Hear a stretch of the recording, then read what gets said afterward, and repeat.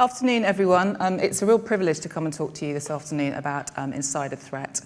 As an investigative psychologist, I've spent my career unpicking the psychology of problematic and counterculture behaviour. The focus for 25 out of a 30-year history has basically been around threat and harmful behaviour that happens outside of law enforcement and outside of policing. For fairly obvious reasons, the more recent years have actually been spent turning that focus in and concentrating on the harmful behaviour from within the agency or within law enforcement or within any other organisation for that matter. And so what I'm going to do today is just going to share some of the learning that I've gathered along the way with you in the hope that actually that maybe gets yourselves thinking about what you might do a little bit more to uncover insider threat. We've already talked about quite a lot, I think, today, the importance of people. They are our greatest assets, but they are also our greatest liability.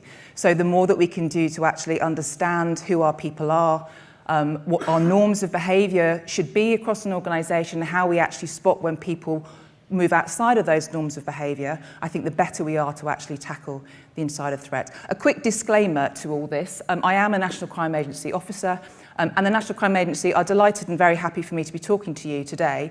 But what I'm going to present are my own opinions as a threat assessment professional. They don't represent an official position from the NCA. They're certainly not counter to anything that the NCA is doing, but they are my views as a professional that I'm going to share with you. I think it's always helpful when we're looking at insider threat to put a bit of context around it. So essentially, insider threat doesn't happen in a vacuum. It is generally a reflection of the organisation in which it occurs, and that organisation is a reflection of the society in which it exists. And therefore, when society changes, our organisation is also starting to change alongside with it, and particularly our workforce. So if we think about what's been happening in UK society and actually globally in the last maybe 10 years, we have been living through a really turbulent time. We've had cost of living crises, austerity, we've had climate crisis, we've had Brexit, we've had COVID. We have had so much stuff that is actually impacting us as individuals within society that we are becoming a more fragmented society than we've ever been before. And what that means is that we end up having what we call effective polarisation, where we begin to get an us and them mentality, whereby we judge somebody in terms of whether they share the same views as us. So therefore, I will like you depending on whether you voted for or against Brexit, or I'll like you depending on whether you're a pro or anti-vaxxer, for example. And when we then start having those kind of conflicts within society, what ultimately happens is those individuals bring that into our workforce with them. So that financial problems that COVID and all the sort of austerity measures have brought come in with our workforce into the organisations. We have more workplace violence now than we've ever had previously because there is this conflict and fragmentation within our societies and within our workforce people. We've got significant issues with physical ill health. We have a massive mental unwellness or ill health problem as well. And we have Gen Z coming our way very soon. By next year, 25% of our population, according to the global workforce, according to the World Economic Forum, will be Gen Zers. Now, my two kids are Gen Z, so I've got a lot of time for them, but there are a lot of issues as well with what they're bringing into the workforce for us, particularly when we have an older age profile, if you like, within our organisations. Not that that happens in security, I'm saying, but just maybe in policing, there's an issue with that. Gen Z are actually a real opportunity for us as security professionals because they have a really high sense of moral outrage and a need for justice. So therefore, if they're going to see wrongdoing or misconduct going on within the workforce, they are more likely to report it than any of the generations that go previous. They're also, as we've heard previously, around sort of the importance between the interface between the human and the cyber and the technology. They're also actually a lot more technical than we ever were as well. Certainly I ever am. So therefore, they offer us opportunities when it comes to security, but also because of that sense of injustice, they will rub up some of their colleagues the wrong way, and therefore, again, that's raising the level of conflict. And that then impacts on the insider threat picture within our organisations. Insider threat is changing because of what's happening within society, and what we need to be doing is actually really understanding who our people are and sort of basically what our threat is looking at. If you haven't refreshed your insider threat profile in the last 5 years, I suggest that you do that as a matter of urgency, because you will notice that it is changing. Your own insider threat in relation to the expressions of insider threat will be completely dependent and unique to your organisation, depending on your assets, depending on the sector that you work in, etc. But the issues that are impacting your workforce are likely to be these ubiquitous pressures. So I just encourage you to actually look about what they are. When it comes to what motivates insider threats, research talks about sort of various categories or typologies of motivation. But motivation behind harmful behaviour is actually really quite complex. There's no sort of one linear correlation between a particular motive and an insider event. It's never that simple or straightforward, and it shouldn't be either. I probably ought to clarify that I'm talking about insider threat from an intentional perspective. Obviously, I think probably for most of us, certainly within my agency, the biggest insider threat is accidental insider threat, but I'm talking now about intentional insider threat, where somebody either facilitated through third party or by themselves is deciding to make a harmful act against the organisation. When we look at the kind of motivations on this slide, and I hope you can still read them okay, essentially what it's saying is that, you know, we have various motivators or drivers behind in it for a harmful behaviour. But it doesn't really explain why one person that has a financial difficulty at home will actually cross that barrier and go against the cultural norm and commit a harmful act, when another person that has a financial issue at home doesn't. One of the things that's quite interesting to think about is the identity that work gives an individual. For most of us, work is not simply a place that we go to make money. It will be for some people, but for the majority of us, it isn't. Some of our most meaningful and rewarding experiences come through some recognition, some good performance, some praise, whatever it is, from work. Similarly, some of our lowest points can come from criticism or being overlooked, our brilliant contributions being ignored or belittled within a team meeting, for example. And that can really eat away at our sense of self and our self-worth and our identity. If you've got somebody who is already vulnerable in relation to their sense of self-worth, if you then start to eat away at that at work, that can cause real problems. It might be for somebody who actually already has a more robust identity, then it's not so much of an issue. But the idea that sort of underlies a lot of motivation as well is this idea of grievance. Grievance is a really big issue, and grievance thinking is particularly problematic when it comes to insider threat. We need to recognise that actually what we do with our colleagues can impact them very personally and really quite viscerally, and that can also then cause indications of potential or insider risk.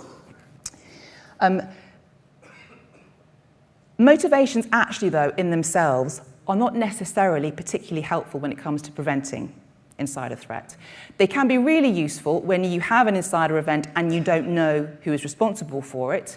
Similarly, just as I would have done when I was advising murder homicide investigators, for example, if you've got a murder that's happened in Greater Manchester Police, they would call me in to help them understand the motivation behind the individual that committed that act. And that's really helpful then in trying to understand, well, who would have that kind of motivation, who'd behave in that way, and therefore narrowing down a bunch of suspects. That's no different, obviously, with an undetected insider threat or an insider event. What you can then do is understand the motivation behind it. You can narrow down those individuals that you want to look at to uncover who is actually responsible for it. But if we want to prevent the insider event happening in the first place, and I would suggest that that's what we're all here to do, we heard earlier that an insider event is not a failure, and it's not, but ultimately we really want to avoid that happening anyway. We want to prevent it. Then actually we need to be able to recognise and find some indicators as to somebody who has got these motivations, who is heading towards an insider event. And motivations on their own don't do that for us. Now, some of you will be familiar with this model of pathway to insider threats, and I make no apologies for sort of to reiterating it for those that do know about it. Hopefully, for some of you, it'll be slightly new. And this is one model for understanding the kind of pathway that somebody who undertakes an insider event at the end might go through, their vulnerabilities and sort of the stresses along the way that have led them down that route. It was developed by Dr. Eric Shaw, who's an American clinical psychologist who comes from the intelligence community, and he basically researched a huge number of cases of insider threat in order to generate this pathway. So I like it because it's research-led, and I'm ultimately, whilst I'm a practitioner, I'm a sort of an academic-led practitioner. So it's research-based, so I like it. It's also, I think, a good model in as much as it has tangible indicators. It actually tells us as security professionals what should we be looking for that should cause us concern amongst our workforce. And I'll go through some of them in a little bit of detail to clarify some of that. It's important to recognise that this is a general template of a pathway. And what I would really strongly encourage you is to actually look at this pathway in relation to your own particular insider threat issues. Look at those cases where you've had, explore actually where they hit along this pathway and recognise where your priorities should be in terms of then identifying these risks so you can prevent the movement along the pathway.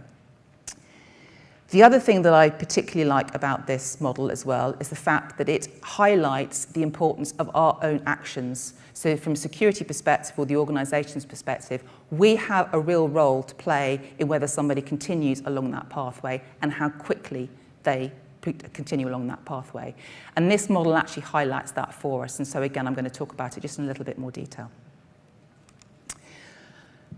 So the first thing that the Dr. Shaw talks about is the personal predispositions. So this is actually the vulnerabilities that somebody brings into the organisation at the point of employment. So they already exist in their background, and we're essentially inviting those vulnerabilities in when we give them a job. We've got medical and psychiatric disorders, and I'm at pains to add that the psychiatric illness or disorder is not in itself an insider risk, but it can be associated with insider threat, particularly if we don't respond to it appropriately within the workforce. We've got personality or social skills problems. Again, some of that actually is not necessarily about the personality, it's about how we respond and the colleagues respond to those social skill problems. Previous violations, and social network risk. So in terms of who is that individual actually already engaging with when we're bringing them into the organisation. We then actually move into the slightly greyer triangle, which is the organisation itself. And the first thing that we come across as somebody moves through this pathway is the stressors. So essentially the stressors are those triggers or the sort of the squeezing of the vulnerabilities that activate problematic and concerning behaviour. We'll have personal stresses, so things like, you've had a relationship breakdown, a change in your family circumstances, whatever it might be. But those stressors, if you have got any of the predispositions towards insider threat, then they are going to activate those into potentially problematic behaviour. There's professional stresses, for example, if you have continually gone through promotion or gone for promotion and you've been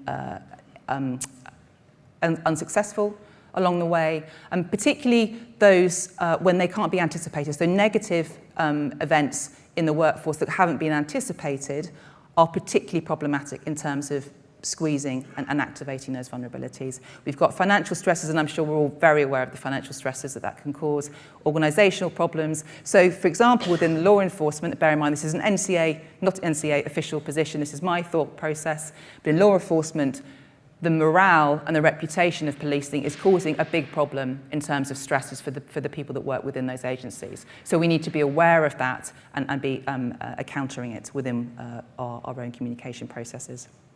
And also what's happening in the wider community as well, as we talked about. Those will all be stresses that are affecting our insiders.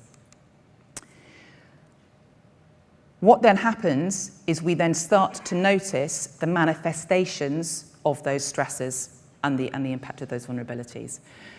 So we will then start to see indicators within the work around the fact that we are beginning to get problematic behaviour, which is leading us towards an insider event. Now, some of you will already be set up for these, so sort of like, we've already talked about some of the technical and security indicators where we're starting to see violations or sort of abnormal patterns in somebody's interaction with the systems, for example. But some of it will also be slightly more subtle indications. So, for example, interpersonal problems. And these are changes in behaviour as opposed to behaviours per se. So when somebody who is normally sort of relatively engaged within meetings, within the workplace, when they start to withdraw significantly, that's a warning sign. If you've got somebody who is usually being sort of relatively amicable with their colleagues, who starts to have a real fundamental problem with somebody and is becoming challenging and difficult and argumentative in the workplace, that's a warning signal. The difficulty with that is obviously, as security professionals, we don't know that. That's not the kind of data or information that we've got readily available to us. So it is absolutely vital that we are communicating properly with the rest of our workforce to tell them what these indicators are, so they can then actually raise them to our attention, so we can then evaluate them properly. One of the things that we often miss is that communication piece. So we're actually making sure that we're telling people what to look for and to let us know about them. And there are other sort of concerning behaviours which I won't go into now. And here comes the key bit. Those concerning behaviours or those manifestations of the problems, we then have a choice or a chance to actually respond to them and intervene. And we can really mess it up when that happens. So we can either fail to identify it at all in the first place, and we can only respond once it's become a really difficult issue. We can recognise it and it be raised to us, and then we evaluate it wrongly. We say it's not a problem when in fact it really is a problem. Or we can actually fail to respond effectively when it's highlighted to us. We then actually put in some sort of intervention which is totally inappropriate for that situation. We either don't do enough, we do too much, we do the wrong thing, etc. And so no pressure, but you really need to get that bit right. And there are ways in which you can do that if you really understand where that's coming from. So essentially, any missed opportunity to divert is problematic in itself, but it's even more problematic in as much as it has the potential risk of accelerating somebody along that pathway to an insider event. So we need to really be careful about how we're doing that. We then have crime scripts. We have moving on to that's essentially sort of the planning and the getting the insider threat ready or the insider event ready, and then we've got the explosion of the insider event actually happening. A couple of other things to point out along the way. We've got mitigating factors that come out at all of those stages along the way. And they actually come outside of the triangle, and Dr. Shaw did that purposely to highlight the fact that you've actually got mitigation that's going on outside of the work environment as well. So if you've got these issues going on, but somebody with a really supportive home life, actually it's maybe not so much of an issue.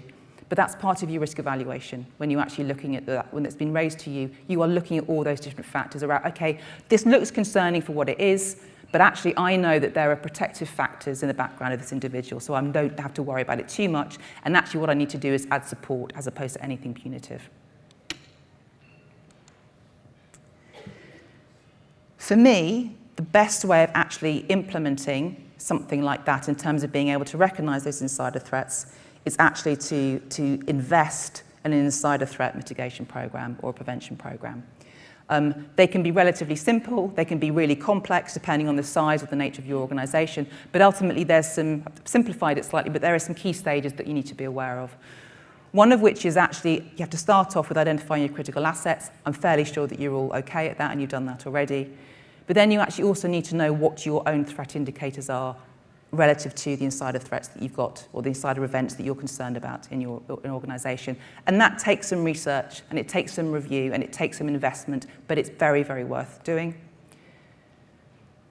If you then detect any of those threat indicators, then what we need to do is actually investigate them.